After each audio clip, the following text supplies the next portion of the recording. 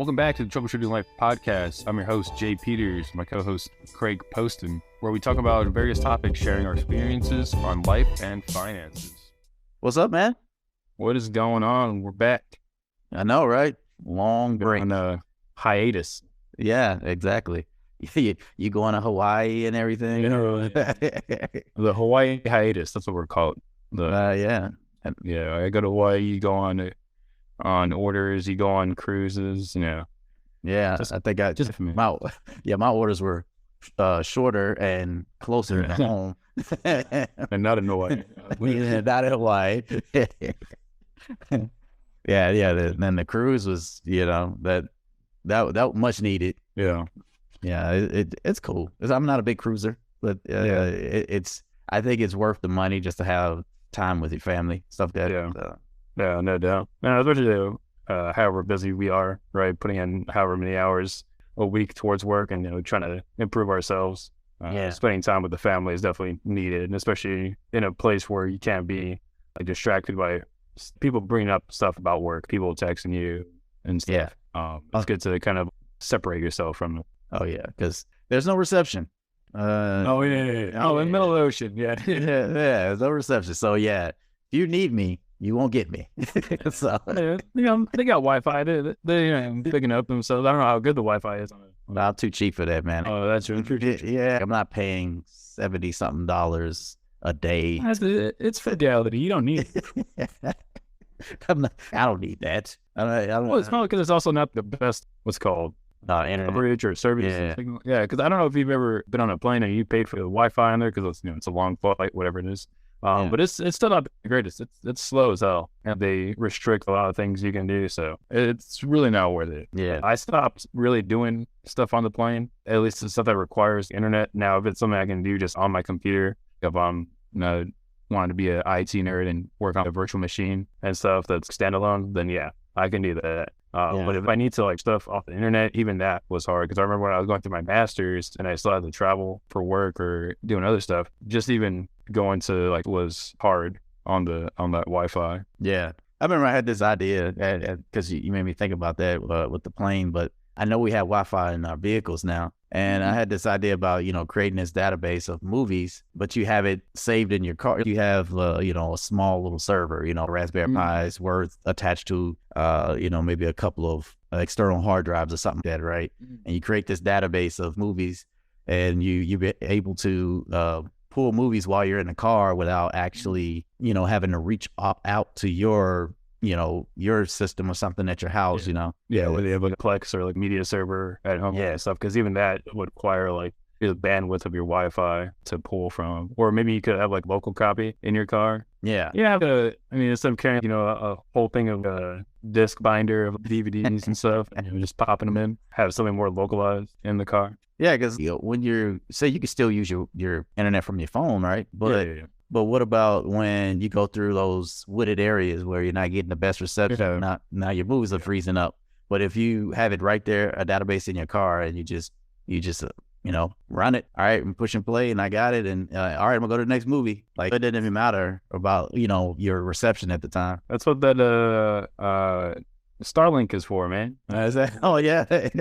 Get it from the woods, man. Start streaming from the woods. Yeah, well, because I use a line of sight, right? You're hitting straight, you're going straight to satellite. Yeah, to their mesh of satellites that's up there. Yeah, and then that makes me think about this movie. Don't Look Up. I don't know if you saw that movie. Oh no, I know what you're talking about. Oh man, I forgot the entire premise of it, but I have seen the preview of it. Yeah, no, it was actually hilarious. Stupid but hilarious though. And it was kind of the same day. They're launching their pods to save the Earth from this giant-sized meteor, and they wouldn't do a peer review. And it was so funny. They wouldn't do a peer review, but then when they actually launched off, they were, oh yeah, we don't need so many pods anyway to do the job. And then all the pods kept failing. But and then they. I mean, I don't know if I'm spoiling this, for people, but it was just, I know, right? It was just funny because I'm skipping a lot of stuff, but it's a long, not a long movie, but it's a lot of other little jokes and things in there and stuff. So it was good. So it made me slow down. I want to tell the rest of it because yeah. Yeah, but in the end, Earth was destroyed, so it was funny. Okay. That's a big spoiler alert. Yeah, but it was funny because it was destroyed, but you could still live on it. It was the weirdest thing ever else. Wally type of live on it, or I can't even remember his name now. But at the end, guys came out of the rubble, and yeah, he was looking for his mom or something like that. But yeah, because his mom was the president. Yeah. But no, so now you gotta actually watch it now, man. nah, you made it. Now that you spoiled everything. Spoiled everything. No, it was still funny though. Oh, Yeah. But yeah, that was the ideal I thought of at the time, and I may have came up with this idea because I was in Germany and I have reception. I mean, we'll have good reception at some points, and then it's bad at certain. And it's the same here though. I have T-Mobile, and it's great at some points, and then it's damn, I can't get anything. Yeah. And especially here in this area, it's probably not the best. Because I think the two hard hitters here are going to be the Verizon and AT&T, and then whatever their cheapo versions are. Yep. And that's about it for me, man. I hadn't did anything special besides trying to get my life together in the IT world. Just practicing more. Yeah. Man. No, it's just been busy, man. Other than the Hawaii trip messed me up, man. Because it messed me up. It was actually pretty freaking amazing. So just to go there, I don't have a beach body, but I am a beach body. Right. I love going to the beach. I'm not exactly built for the beach. It's in your mind, beach body in your mind. Yeah. It's in my mind. I just feel the six pack in my mind. That's just where all the muscle went. It was to the brain. That's what I'm hoping. But yeah, no, dude, it was good. Beach almost every day as much as I could because I know I wasn't gonna get it here. I knew it was hot as hell here. So yeah, weather. Saw some family. So it was a good time. And then came back and just had an entire shitstorm of work to do, and still trying to catch up from that. It's been 2 months. Yeah, that was always going to be work for us. I think in the IT world in general, it's always going to be work. Because if you're not doing work at your job, then you got to do outside work and improving yourself. Yeah. So that's constant. I don't know if people have to, because I know a bunch of people that don't. So, well, I don't know. If you want to be, some of the top paid or the, top tier type of people, I would say you would want to improve yourself constantly. Yeah. Because you don't want it. I guess you don't want to just be everybody else, because if you're everybody else, then why pay you more? Because I can get somebody else that's just you. So, True. Yeah. Become expendable. Yeah, exactly. You become expendable real quick when somebody catches up to you. Yeah. But everyone's different. I think we said this before about the style, right? Everyone has their own style of troubleshooting. So that's something else that's brought to the table. Yeah. Everyone has their own style of troubleshooting. Everyone has their own style of just life in general, right? Because not everyone has the same ambitions or work ethic as the next person. And rightfully so. I don't expect everyone to be the same, because like you said, if everyone's the same, then what's the point of paying someone else more than the other? Yeah. But no, it's just funny. A lot of people that we work with, they are that way. They don't want to do anything. They're just a different environment. That's all it is. Well, So that's how I look at it. It's just a different environment. All right, man. Guess we'll get into it. Yeah. So our topic for this week, moving forward. Yeah, and you this is a topic that you brought to the table here, and you like to explain. Yeah. So actually, this one came up because I was talking to one of my friends, and he was just going through a tough time at the time. This was a while back when I first wrote this, and sometimes I can be a little rough or a little hard on people, and I'll just tell people to kind of get over it or get through it or get around it, right? But it's essentially move forward, right? And the reason why I say that, or I kind of come off a little tough, is because there's whatever that gripe is, whatever that problem is, it's not going to get any better if you don't move forward from it, right? If you start staying in that state, you kind of wallow in that pity, in that desperation, in that sadness, whatever it is, right? Then it kind of eats away at you, right? So just slowly move forward. You don't have to make all the right moves next, but you just have to make the next move. So that's where I kind of came from, is that moving forward is just kind of a point of life or a principle of life that people should kind of go through or have to go by. Yeah. No, I feel you on that. So with moving forward, I mean, we got different avenues. You know, you got the whole thing about wealth, you got relationships, you got, because I know that's basically what you're trying to hit on. You just can't sit there and dwell on whatever's happening to you at the time. So if you take those forward moving steps, right, then you can see your way out. Because and when it comes to depression, right, especially military, right, a lot of us suffer from depression in some kind of way, and if we don't start taking those steps to moving forward in any kind of way, you can get stuck there, and it could get very dark for some people. Some people can't see their way out. So ideas of just moving forward, and I mean, and you said it can get mean too. Moving forward, I can't have you in my life. You gotta go. You're not helping me get to where I want to be. Yeah. No. And it's not anything against them. It's just that that other person is starting to cause secondhand stress onto you, right? I think we've kind of brought it up before, kind of how there's secondhand smoking, right? Where secondhand smoking can be more detrimental to that person, right? Because they're not used to smoking. They're not used to having those chemicals or whatever toxins in their lungs or in their system, right? But so like secondhand stress is very similar. People are starting to bring stress to you that you were not aware of, you did not accept, you didn't even want in your life, right? And it's starting to cause more pain and suffering on you just by associating or being around, right? But so moving forward and, kind of go a little anecdotal, right? So when I was going through certain relationship problems, right, I decided to turn to fitness, right? Fitness was kind of like my way of moving forward. And my thought process back then is that, if I start to look better, right, for aesthetically wise, then I'll start to like myself better, and maybe other people will start to like me more, right? And I'm not saying that was a healthy way to look at it. That was just the way I move forward. And that's why I brought up that you don't have to make the next right step, the next correct step. You just have to make the next step, right? Yeah. You may not know where that step is going to take you. It could take you down another path that may not be the best, right? But you're still moving towards something, and there's now the possibility of it becoming better. Because if you're not moving, then you take 100% of that possibility away of getting any better, because you're just staying in that stuck state. Yeah. So if we directed it to more wealth, right? Because a lot of people, they want to be wealthy. I mean, because I think some people do get confused about being rich and wealthy, right? So no doubt. Yeah. Because being rich, you just have the influx of money, right? But being wealthy means you have assets, you have things that can't be taken from you overnight. Money can be taken from you overnight easily, right?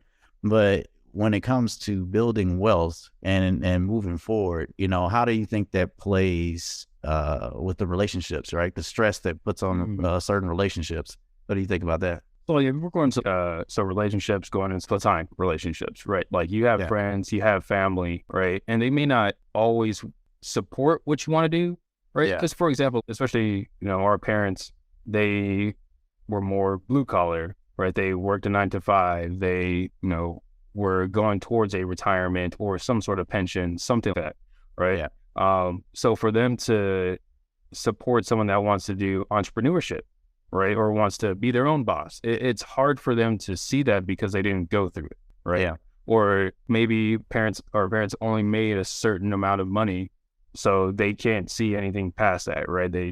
Or if they do, then they're just, happy about it. They don't want to actually attain it. But even friends, right? There are people that you associate with, or people that associate themselves with, that don't want to go the same way you want to go, right? Yeah. They don't want to travel down the same roads. They don't want to get to the same destination. And maybe they do, but they're just not in that place in life to do that, right? Because everyone has a different place in life or has a different starting point. But what I would say is, kind of not necessarily shut them out, right? Where you're cutting off ties, but slowly disassociating yourself with them as much, right? You don't have to spend every day off with them, right? You don't have to go to every vacation spot that they do, right? As your family, right? You should start to build or move forward towards other people that are like-minded, right? And one of the things that I like is that It's go where you're celebrated, not tolerated, right? So if people are around you, you want to become successful in whatever way you define that is. And if it's wealth and there's people around you that aren't, then they're just tolerating you, Yeah. right? They're just tolerating the things you're saying, the ideas you have, the actual execution you're putting towards it, right? So go towards people that are willing to celebrate that type of thing. Join a group, whether that's Facebook or a real person, like, or in-person group, something. Just find a community, right? Yeah, find a community, find a like-minded set of people, and they'll slowly, or you all will kind of move forward towards something. Yeah, I definitely can agree to that. I feel a lot of times when you are actually reading more, trying to look in a direction that is the opposite from your friends or your family or associates or whatever, it does cause that stress. They don't necessarily want things to change, and I can understand that because I'm from Mississippi, so having some things that are constant in your life that, hey, we do this, we do that, this is our thing we do, but then some things change, right? Yeah, and especially if you realize if the direction or say the things that you're doing and not going in the direction that you want. I sometimes feel this happens in my life, but then I'm not sure. I am quick to put my mind elsewhere, and I don't know if that's just me in general. I would actually just go and be in my own world. Like I said, I can shut myself off to go do what I have to do. And I don't know if that just happened from how I grew up. I've had friends for a certain amount of time, and then I'm still their friend, but it's just not the same communication. It's the same thing from like my parents back home, or my siblings. I don't speak to them as much as I did when I first left Mississippi or lived there in Mississippi. That the communication is just not the same. It's because a lot of things that you do, you're getting busy. Once you are trying to take on a new mindset, it requires you to think in a different kind of space. If you're trying to be ambitious, that's also another space that some people may or may not like, because it can get abrasive. Because if you're very ambitious, you're not thinking of everything around you. You're kind of thinking of the goal. You're like towards the goal, and you didn't realize who you knocked over in the process.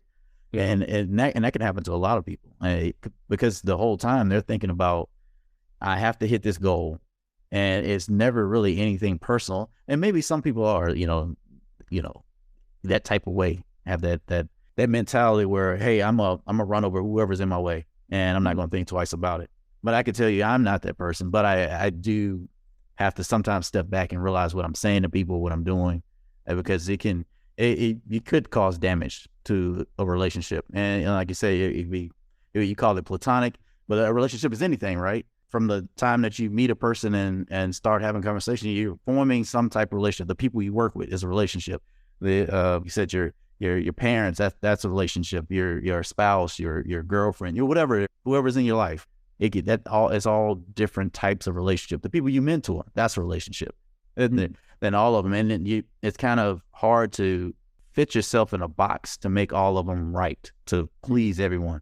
So you'll actually get into that space, and it's like, hey, I'm a hard worker, I'm hard charging, I got to do this, I got to do that. I'll see you later. I got to, I'm here, I'm there. And you just have to, I guess, be a little mindful when you're dealing with people. That's all. I agree. And definitely be mindful. And I think, part of moving forward, whether that's, towards a relationship or something else, if it is for relationships, then I would recommend kind of creating a circle of influence or some sort of map for your circle of influence. And the circle of influence is, you have circles. So you say you're in the middle, you draw one circle around you, you draw another circle around that, and keep going. And that's how many degrees of separation you'll have people. So the circle around you can be your family. And you can have multiple different circles of influence, as in, if it's for a relationship, this is my circle of influence that's first. So if I know if my family calls me, then I'll pick up. If it's a friend or an acquaintance, I might not pick up, right? If it's work, then maybe, right? And then you can have a circle of influence for wealth or for hobbies or stuff. If someone needs help in this realm, then yeah, I'll help them for this specific reason, right? And then going into the different types of moving forward, because you kind of brought it up, is that some people, they move through things, right? And there's nothing wrong with that, right? But like you said, be mindful of what you're stepping on and who you're stepping on. It doesn't have to be necessarily a person, but realize that as you're moving through things, you could be hurting yourself at the same time. Because either, for example, like working out or wanting to work out or wanting to look fit or look better, right? You could be harming yourself, right? You could be not eating as much. You could be not eating the right foods. You could be working out a little too often, or you could be working out improperly. Whatever it is, you could still be hurting yourself while you're improving on that portion of yourself. And then, another way to do it is moving around stuff. So it's not the best opportunity to do things or the best position to be in, because you're kind of just going around the problem, right? You're deciding to kind of cut off that portion. Say if you're having a problem with a person, say if you have a problem with a friend, you kind of just cut them off for a while and you're kind of just moving around that problem. That can be also detrimental because you're kind of just saddling a future problem no matter what, right? If you ever decide to interact with this person, still have a relationship with that person, then yeah, you're going to have to bring that problem at some point. And then getting over something, right? And there's some things that you can't control.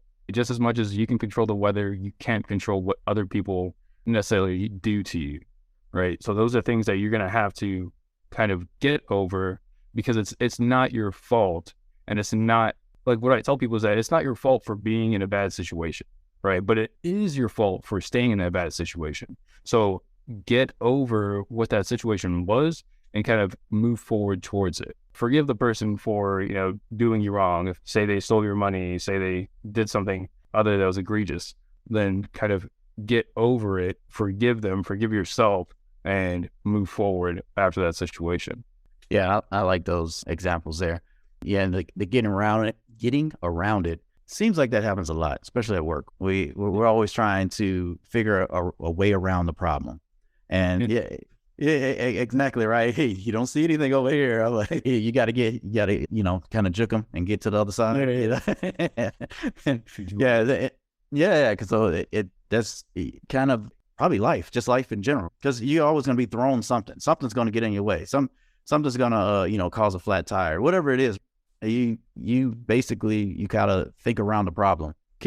Something can get it in the way of you getting off work. This problem just dropped on your lap right before you get off work, and you can either find a way to throw it off for the next day. And in reality, we want to try to solve it so you don't have to come into this storm the next day. So what you do is let's think around this problem so we can solve it really quick. So I mean, regardless if it's a Band-Aid or not, you still got to come up with an idea to kind of subdue it at this time.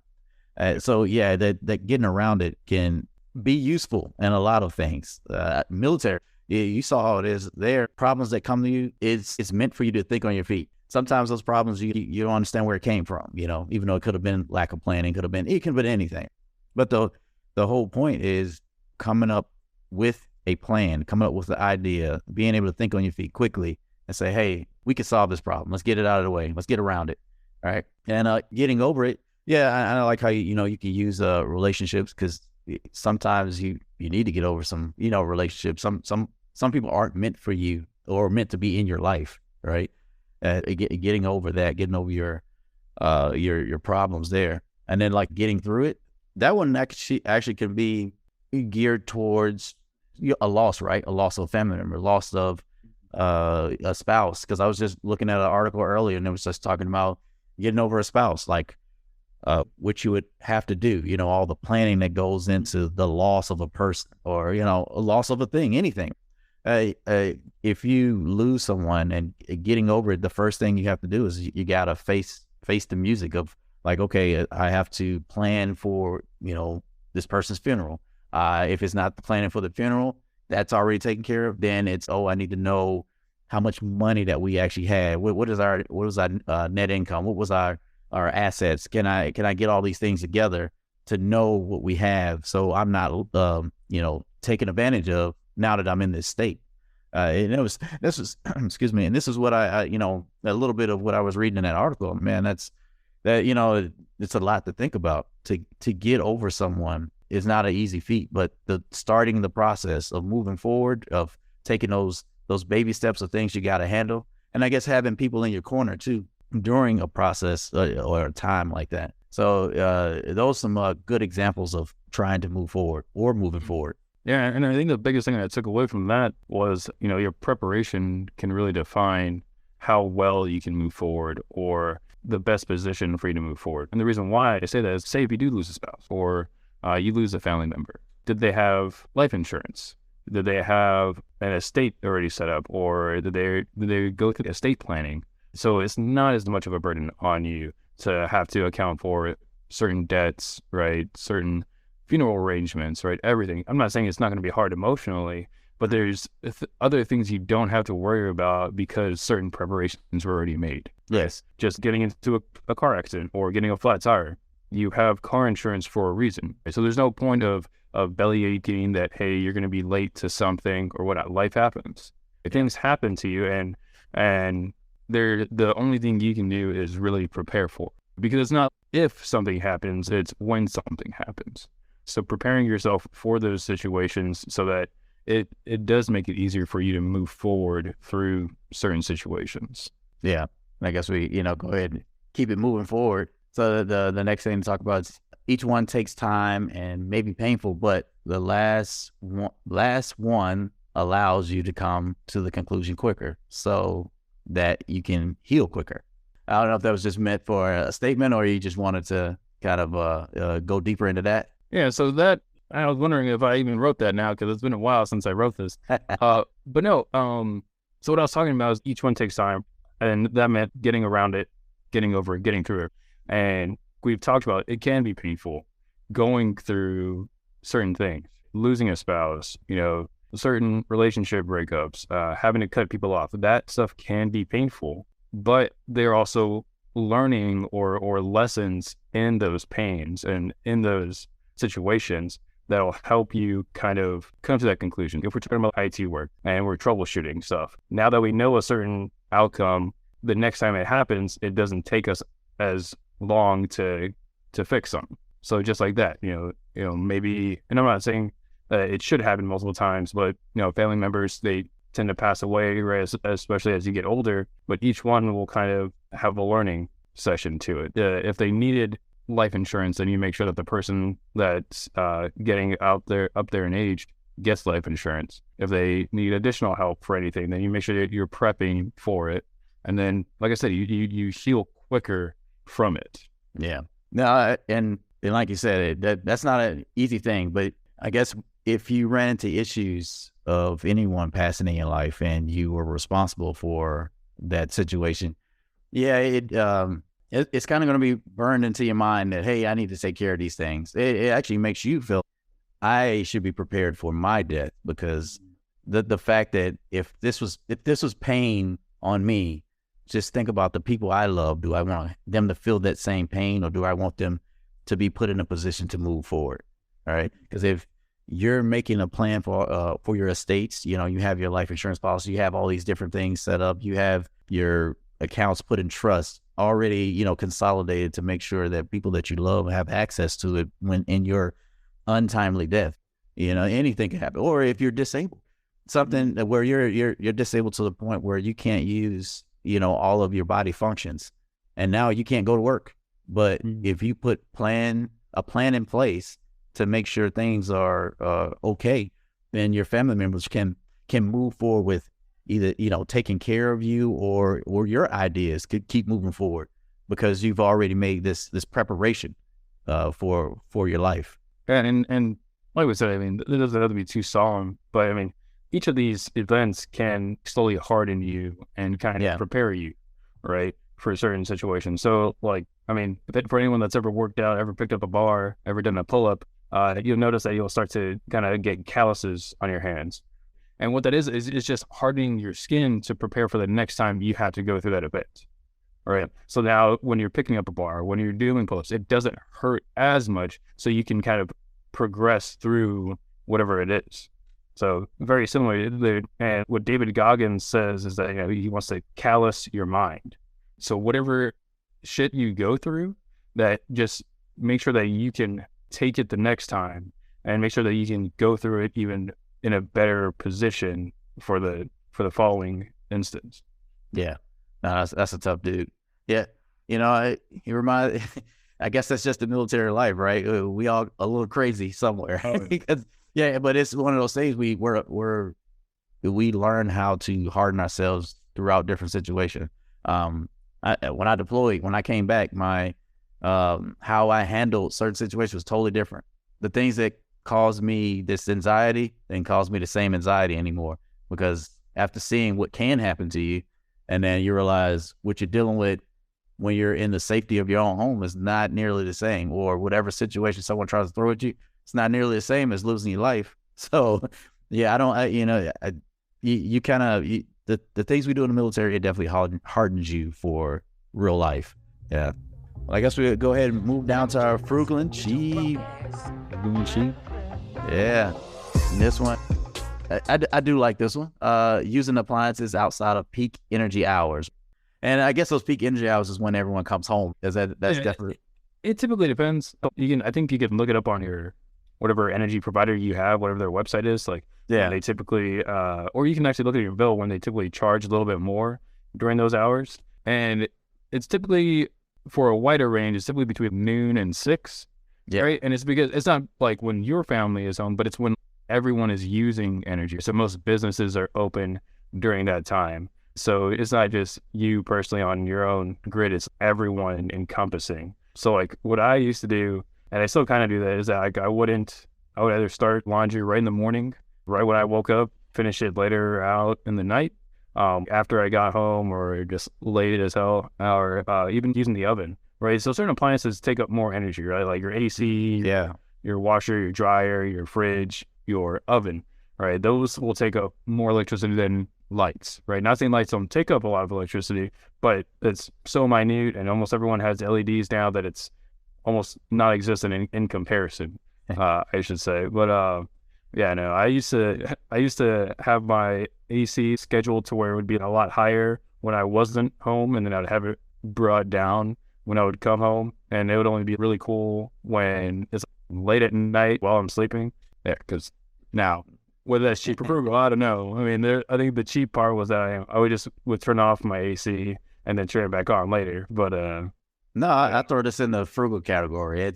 It's just because you put thought into this. It wasn't you did this out of reaction. This was thought out process. I haven't really thought of doing it this way, but I may think of doing it now because it's actually pretty cool. To just think ahead, do things either late at night before you go to bed, or either do it early in the morning. So yeah, I'm gonna throw this in the frugal category. I like it. Hell yeah. Yeah. All right, frugal it is.